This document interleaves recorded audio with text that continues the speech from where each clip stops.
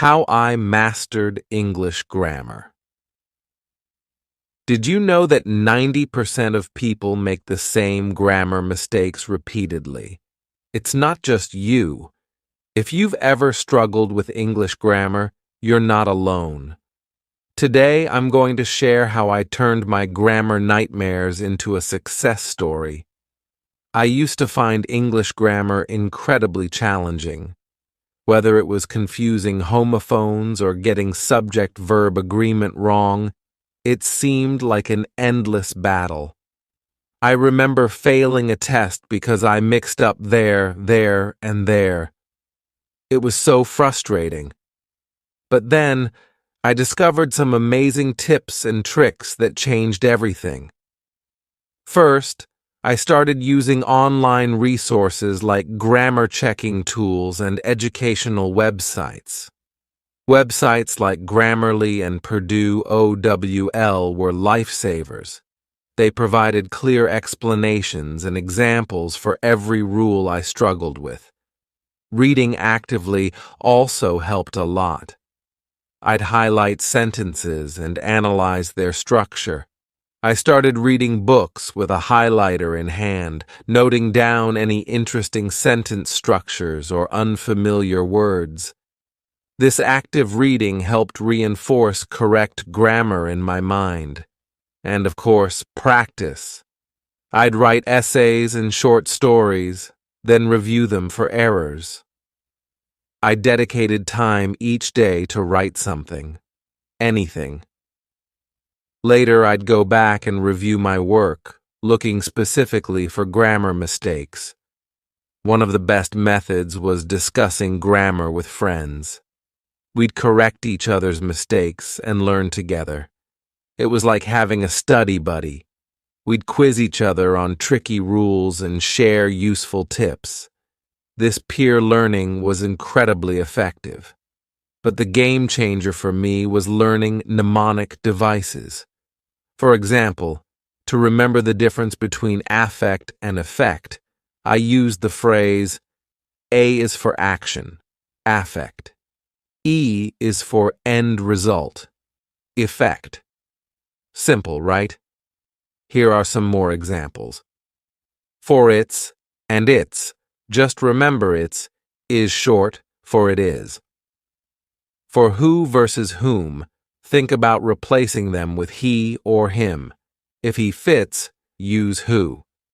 If him fits, use whom.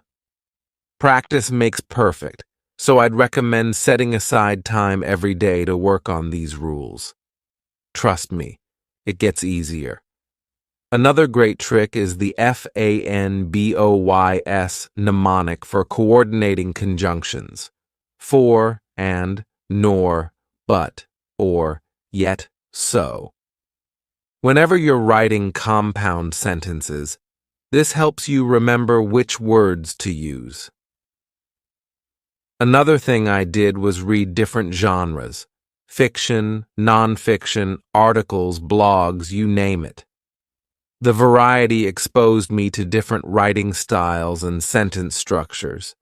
I also kept a grammar journal. Every time I learned a new rule or made a mistake, I wrote it down. This helped me keep track of my progress and identify recurring issues. It doesn't have to be fancy, just a simple notebook where you jot down rules, exceptions, and examples. The breakthrough moment came when I combined all these methods.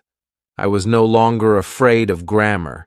Instead, I saw it as a puzzle I could solve. For example, let's talk about subject-verb agreement. One rule that helped me was ensuring the subject and verb in a sentence agree in number. The dog barks versus the dogs bark. Simple checks like these make a huge difference. Another tricky area is homophones.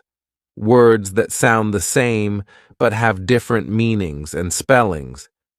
My tip is to create flashcards with the word, its definition, and a sentence using it. Practice these daily. Continuous improvement grammar is something you get better at over time. Here's what you can do. 1. Regularly review your grammar journal. 2. Take online quizzes to test your knowledge. 3. Write daily and pay attention to feedback from others. 4.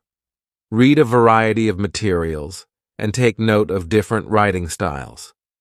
Online quizzes are great because they provide instant feedback. Websites like Quizlet and Khan Academy offer excellent resources. Feedback is crucial. Don't shy away from constructive criticism. It helps you understand your mistakes and learn from them. And keep reading. The more you read, the better you understand how grammar works in different contexts. To recap, use online tools, read actively, practice regularly, discuss with friends, and use mnemonic devices. With these strategies, mastering grammar is totally achievable. Remember, it's all about consistency and practice. Grammar isn't something you learn overnight, but with dedication, you'll see improvement. Here's a quick look at my progress over the past year, from failing tests to acing them. It's been a rewarding journey. If you found these tips helpful, don't forget to like this video, share it with friends, and subscribe to my channel for more grammar tips. Keep practicing, and you'll be a grammar pro in no time.